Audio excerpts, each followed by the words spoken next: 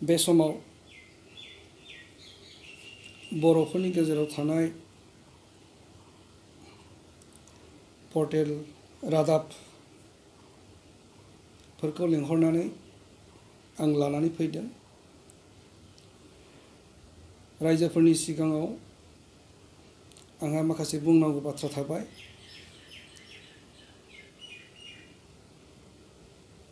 दा बेनि थाखायनो आङो जाय बाथ्राफोरखौ बुङाबा आंहा जानाय नङा, आंनि थाखाय एसे उसुबिदा जागोन। बेनिखायनो आङो दिनै माखासे खोथा बुंनो गोनां जासिगोन। स्पेसियेलि दाखालिबावै बर'फोरनि गेजेराव थानाय इंखं टेलिभिजननि गेजेरजों मोनसे रादाब ओंखारदों, मोनसे निउस ओंखारदों। बेखौ लानानै आं दिनै उसुखुथु जानो गोनां जादों, रागा जोंदों आरो दुखुबो मोनदों। बेनो जाबाय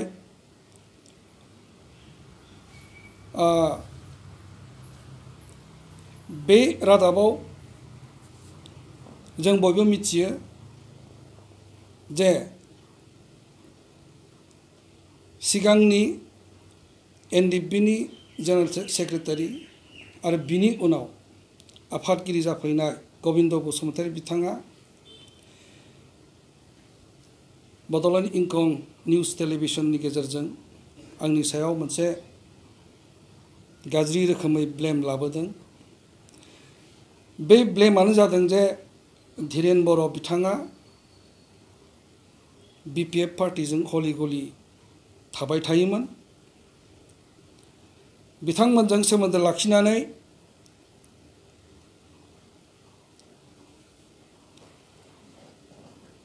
रांजों बायजाबाय, बिथांमोनजों थानानै गाब्र'हैबाय आरो आफादनि एनडिएफबिनि जिथुनाखि प्रिन्सिपाल आरो खौसे सोमावसारनायाव जि मोनसे प्रिन्सिपाल बा दिनै निम निथि दङमोन, आब्रुथि दङमोन, बेखौ सेफायनायनि थाखायनो एनडिएफबिनिफ्राय आफादगिरि जाबाय थानाय समाव होखारनाय जादोंमोन। बेबायदि होननानै दिनै माखासे ब्लेम बिथाङा लाबोदों। आरो बिनिफ्राय आरो मुंख'नांथाव मोनसे ब्लेमानो जाबाय बिपिएफजों सोमोन्दो लाखिनानै आफादनिफ्राय होखारजानायनि सप्ता 7 साननि सिगां हाग्रामानिफ्राय 1 कौटि रां लानानै फैदों। बेबायदि दायनि थाखाय एनडिएफबि आफादनिफ्राय होखारनाय जादों, एक्सपेल खालामनाय जादोंमोन। बे गिदिर दायखौ दिनै बिथाङा आंनो होबाय थादों। आरो बेल' नङा, जेब्ला एनडिएफबिआ आगस्तनि 25 तारिखआव गावस्राबाय, बे समनिफ्रायनो बिथाङा गोबां समाव गोबां जायगायाव गिदिर मेल मिटिङावबो आंखौ गोबां ब्लेम होबोबाय थादोंमोन। आंखौ बिथाङा फारियै पावार मंगार, लाइफ टाइम प्रेसिडेन्ट जाबाय थानो नागिरनाय, 10 बोसोर प्रेसिडेन्ट जानानै जेबो मावनो हायाखिसै होननाय, भारत सरकारजों दिनै एनडिएफबिआ सावरायबाय थानाय समाव मेम'रेन्डामफ्राव बिथाङा सहिखौनो होनो मोनाखै, सासपेनसन अफ अपारेशनाव सुआव सिगनेसार होनो मोनैनि थाखायनो एनडिएफबिनि होखारजानाय आफादगिरिया भारत सरकारजों गनायजानाय नङा, बेखौ सिजफायाराव सहि होनो मोननाय नङा होननाय बाथ्राफ्रा, आरो दिनै एनडिएफबिआव थानानै एन्टि पार्टि एक्टिभिटियाव खामानियाव लोब्बा जादों होननानै बिथाङा आंखौ बारे बुंबाय थादों। बिथाङा आरोबाव आफादगिरि जाबाय थानाय समावनो एनिमि केम्पजों सोमोन्दो लाखिनानै पार्टीनि एगेन्स्ट खामानि मावदों होननानै बिथाङा आंखौ बारे बारे बुंदों। जेब्ला होखारजाबाय आं एनडिएफबिखौ गोख्रों हिसाबै लिड खालामफिनबाय, भारत सरकारजों सावरायबाय। बेखिनि समाव बिथाङा आंखौ एक्सपेल लिडार होननानै प्रसार खालामबाय थादोंमोन। हारिनि माहारिनि उदांस्रिनि दावहायाव आङो दिनै पुलिस आर्मिजों हमजानानै कनभिक्ट जानांदों, जेलाव थानांदों गोलाव बोसोर, 9 बोसोर जेलाव थानाय समाव ओंखारफिननानै नि उनाव आंखौ कनभिक्टेड लिडार होननानै बिथाङा प्रसार खालामदों। आरो बै कनभिक्टेड लिडारा इलेक्सनाव खुनु रोखोमै बाहागो लानो मोना, केन्डिडेट जानो हाया होननानै बिथाङा बारे बारे बुंदों। आरो दिनै आं सामाजिक भाबै आंहा लिरनायाव आखाइ दं हिसाबै थांखि गैयै समाज होननाय लेखा आं लिरदोंमोन। बे थांखि गैयै समाज टाइटेलखौ लानानै दिनै गोबां दिनै बिथां आरो बिथांनि लोगोफ्रा दल संगठनफ्रा थांखि गैयै लिडार होननानै जेरैबायदि ससियेल मिडियायाव आंखौ फोसावदों। आरो दिनै बेल' नङा, आंखौथ' बिसोर ब्लेम होखादोंआनोसै। बिनि अनगायैबो दिनै गबिन्द बसुमतारी बिथाङा गावनिनो मावथि एनडिएफबिनि सोद्रोमाफोरखौ, जायफोरो गावनायनि उनाव गावजों थायासै, बैबायदि आफादनि केडारफोरखौनो, गोजौ थाखोआनो जा गिदिर गाहाय थाखोआनो जा, दिनै दिन्थिलांमोना जेब्ला आफादा गावाखैमोन बेखिनि समाव गोबां सेक्रिफाइस खालामबोदोंमोन बिथांमोना। सेक्रिफाइस खालामनानै गावस्रानि सिगां बे सासे काउन्सिलनि मेम्बार जानानै दंमोन। बेबायदि मानसिखौबो दिनै बिथांमोना गिदिर मोनसे बम ब्लास्टआव 2008नि बम ब्लास्टजों सोमोन्दो दङ, बियो वान्टेड होननानै बारे बारे फिंगार पइन्ट खालामनाय आरिनाय बाथ्राफ्रा दिनै बिराद लासिं सिं जादों, बिराद दुखु मोनथावना जादों।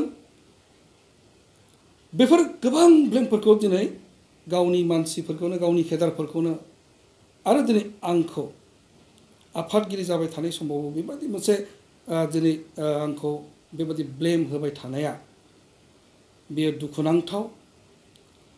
आंखौ दिनै बिथाङा बेबायदि ब्लेम होनानै आंनि जिथुनाखि इमेज, आंनि जि महर मुस्रि, बेखौ दिनै बिथाङा दिनै म्लान खालामनो नागिरदों। आंखौ लाजि फोनांनो सानदों।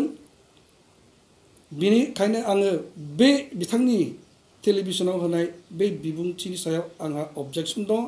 आं बेखौ दुखु मोनदों। बेबायदि मोनसे बुंनाय बाथ्राखौ लानानै आं दिनै दलरै जनाय थानांगौनि बाथ्राखौ आं सिन्था खालामगोन। बेनिखायनो आं बिनि सायाव एक्सन लागोन। आं बिथांनि सायाव केस होगोन, मानहानि होगोन। आं दिनै बे थांखिखौ लानानै दोनदों।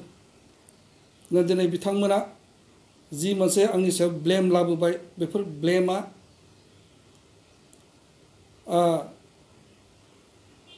आं सानदोंमोन दिनैनि तारिखाव गोबां बायदिसिना मेल मिटिङाव बुंनायनि अनगायैबो दिनैसिमबो सुक्ति जाखांनायनि उनाव, बिटिआर सुक्ति जानायनि उनावबो गावनि टक श'आव गावखौ मोजां खालामनो, गाव साबसिन मानसि होननानै दिनै फोरमान खालामनो सोरनिबा सायाव नंखाय बाखाय जेबो दाय गैयै बेसलेस बाथ्राफोरखौ बुंनानै सासे मानसिखौ बियो बेबायदिनो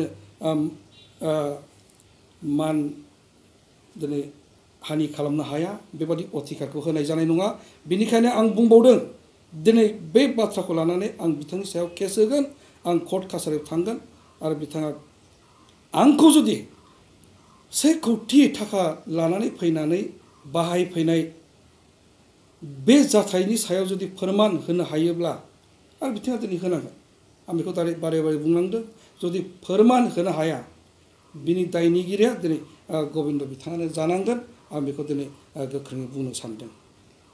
जेब्ला आं आफादगिरि जानानै दंमोन, जिहेतु जों दिनै सोमावसारदों एनडिएफबिआ सिजफायार खालामनाया गोबाव सम जाबाय सिजफायारनि मिनिंआनो बेनो जे भारत सरकारजों सावरायनानै सल्युसन मोनसे लाबोनांगौ बेफोरखौ बोरै जाफुंहोनो आंहा आफादगिरि हिसाबै प्रेसिडेन्ट हिसाबै आं बेखौ मावनायनि हाबाफारि बा थांखि बिथांखिखौ आं लानो हायो बेनि पलिसि स्ट्रेटेजिखौ आं सिन्था खालामनो हायो बेफोरबादि माखासे खामानि थाखाय इस्यु लानानैसो आं दिनै सोरबा सरकारजों दिनै बर'फोरनिनो सरकार बिटिसि हाग्रामानि दैदेननाय बे बिपिएफ सरकार बिटिसिजों सरकारजों सावरायनाय आरो बिसोरजों लोगो जानानै आरो बिथांमोनजों सोमोन्दो लाखिनानै खामानि मावनायाव सासे आफादनि दैदेनगिरिया बेवहाय कुनु दिना दाय जानो हाया आरो दिनै बेबायदि लोगो जानानै सोमोन्दो लाखिनानै खामानि सरकारजों रायलायनानैसो दिनै गासैबो जेंनाफ्रा जिहेतु समाधान जायो बिनिखायनो आङो बिपिएफ सरकार बिटिसि सरकारजों सोमोन्दो लाखिदोंमोन रायलायबोदोंमोन रायलायनानै बर'फोरनि जेंनाखौ बोस्रांनायनि हाबाफारि थांखि बिथांखिखौ आं दिनै लादोंमोन दिनै बिपिएफजों सोरबा मिनिस्टार चन्दन ब्रह्म बिथांजों लोगो जानानै मोनसे गिदिर लोगो जानानै बर' हारिनि खौसेथिखौ लाबोनो हायो नामा बर'फोरनि गेजेराव मोनसे गासैबो दल संगठनखौ लाफानानै ग्रान्ड इउनिफिकेसन मोननो हायो नामा बेखौ दिनै नाजाबाय थानाय जादोंमोन दिनै सोरबा हाग्रामा मानिजाथाव हाग्रामा आरो मिनिस्टार चन्दन ब्रह्मजों लोगो जानायनि उनाव जों बर'फ्रा मा मोनाखैमोन जोंनि नाजानायाव आंनि नाजानायाव 2010आव दिनै खौसे बर'फोरनि ग्रान्ड मोनसे इउनिफिकेसन बिएनसिखौ जों मोनदों हाग्रामा महिलारि बिथां चन्दन ब्रह्म मिनिस्टार बिथांजों लोगो जानानै एनडिएफबि प्रग्रेसिभआ भारत सरकारजों 2016 सननि अक्ट'बराव राजनाथ सिंहजों ट्राइपार्टाइट टक मोनसे मोनदोंमोन बिएनसिनि जानायाव एनडिएफबिआ बिएनसि दाफुंखांनायनि उनावनो प्राइम मिनिस्टार हम मिनिस्टारजों रायलायनायनि मोनसे परिबेस मोनदोंमोन दिनै एनडिएफबिआ बेखौ कन्टिनिउ खालामनो हायैया दिनै बियो सोरबा बिपिएफनि दायनिगिरि नङा सोरबा मानिजाथाव हाग्रामानि दायनिगिरि नङा सोरबा चन्दन ब्रह्म बिथांनि दायनिगिरि जानो हाया बियो दायनिगिरिया दिनै आफादनि बेबायदि गबिन्द बिथांमोन बायदि लिडार थानायनि थाखायसो दिनै जोंनि जि बर'फोरनि खौसेथि बियो गिलु बालु जादों आरो जों ज' जानो हायैनि खारनानो दिनै बिथां आरो बिथांजों थानाय माखासे दल संगठनफ्रासो दिनै बिनि दायनिगिरि होननानै आं सानदों जिहेतु इसु दङमोन बे इसुखौ जाफुंहोनो दिनै आङो आफादनिफ्राय होखारजानायनि उनाव आफादखौ फसंफिननानै बिटिसि गभर्नमेन्टजों सावरायबाय थादोंमोन आरो बे सावरायनाया दिनै रिजनेल सरकार स्टेट सरकार आरो सेन्ट्रेल गभर्नमेन्टसिम जेब्ला सावरायनाया दावगालाङो बिनि उनावसो बर'फोरनि जेंनाखौ लानानै सावरायनायनि जि थासारि बियो दिनै फैदों दरजाखौ बेखेवनानै होनाय जादों आरो बेबायदि सावरायनायनि गेजेरजोंसो दिनै बिटिआर बायदि मोनसे सुक्तिया जोंनि बर'फ्रा दिनै मोननो गोनां जादों बेनिखायनो जोङो बेबायदि मोनसे बर'फोरनि सरकार थानाय समाव बे खाबुखौ दल संगठना आरो खौसे सोमावसारग्रा संगठनफ्रा दिनै मोनसे पलिसि स्ट्रेटेजि बानायनो रोङैनि थाखायनो दिनै जोंनि जि सोमावसारनाय बे सोमावसारनाया गोलाव बोसोर जाफैबाय बर'फोरनि गेजेराव दल संगठनफोरनि जिथुनि खौसे सोमावसारनाय बे सोमावसारनाया दिनै 6-7 बोसोर जाफैबाय कुनु दिना मोनसे सल्युसननि बाथ्राखौनो जों नुनो मोनाखैमोन जेब्ला एनडिएफबिआ गावबाय आंनि दैदेननाय बे एनडिएफबिआ भारत सरकारजों सावरायबाय थानाय समाव आरो बे मोनसे जाथायासो दिनै बिटिआर बादि सुक्ति बेबादिखौ दिनै बर'फ्रा मोनदों दिनै जों बर'फोरनि गेजेराव खौसेथिनि मोनसे बिराद गिदिर आंखाल जानानै फैबाय थादों बेखौ रावबो दिनै खालामनो हायाखै खालामनो हायैनि खारन बेवहाय गोबां दङ जेब्ला बिएनसिआ ग्रान्ड मोनसे बिएनसिखौ मोनबाय बेखिनि समाव दिनै प्रमद बर'नि दैदेननाय दुलाराय बर' फरायसा आफादा बेवहाय थाफैयासै, बेवहाय थानानै खामानि मावासै। आरो बर'फ्रा दिनै बे खौसेथि गैयिनि थाखायनो दिनै मा खहा जादों बेखौ दिनै बुंबाबो बुंस'नो हानाय नङा। मोनफ्रोमबो इलेक्सनाव दिनै जों जेनबोनो गोनां जादों। थांनाय समफोरनि इलेक्सनफोरखौ जों रिसेन्टलि नायोब्ला जोंनि खौसे जानो रोङिनि थाखायनो 10 बोसोर एमपि टार्म्स मोननै एमपिखौ जोङो सोरनिबा आखायाव दिनै हरनो गोनां जादों। आरो दिनै बिटिआर सुक्तिनि उनाव मोनसे इलेक्सन जाबाय थानो नागिरदों। बै इलेक्सनाव दिनै सोर देरहागोन, सोर सरकार रुल खालामगोन, बेबो दिनै मोनसे सोंथिनि गेजेराव दिनै फैनो गोनां जादों। मानो होननानै बुङोब्ला बर'फ्रा दिनै खावनै स्रा गावनानै दंखायो। बेवहाय दिनै गुबुन गुबुन दल संगठनफोर दङ। दिनै बिजेपि फैबाय, हिरा सर'नियानि पार्टी फैबाय। दा बेबायदि मोनसे गिदिर गिलु बालु थासारियाव दिनै बर'फ्रा बे बिटिसि बायदि मोनसे खुंथायखौबो बर'फोरनि आखायाव दोननो हायाब्ला बियो बर'फोरनि थाखाय बर'फोरनि जिथुनाखि इयुन बियो जोबोद खोमसि जागोन। आं बेखौ दिनै नुहुरखादों। आरो दिनै दासिमबो जेबो रियेलाइजेसन गैया। आं बे बाथ्राखौ बर'फोरनि दैदेनगिरिफोरनि गोसोआव खुनु मोनसे रियेलाइजेसन फैयाखै। दा दिनै जोङो बर'फ्रा खौसे जानो हायोब्ला बिटिसिआ जोंनि आखायाव थायो। जों बर'फ्रा गोसोबायदि जौगानो हागौमोन। खिन्थु जोंनि माखासे बर'फोरनि पलिटिकेल पार्टिफ्रा सोरखौबा सोरनिबा सरकारखौ बोख्लायनो, सोरखौबा फेजेननो बिथांमोना मा खालामदों? दिनै अना बर'फोरजोंबो लोगो जानो बिथांमोना दिनै हास्थायदों।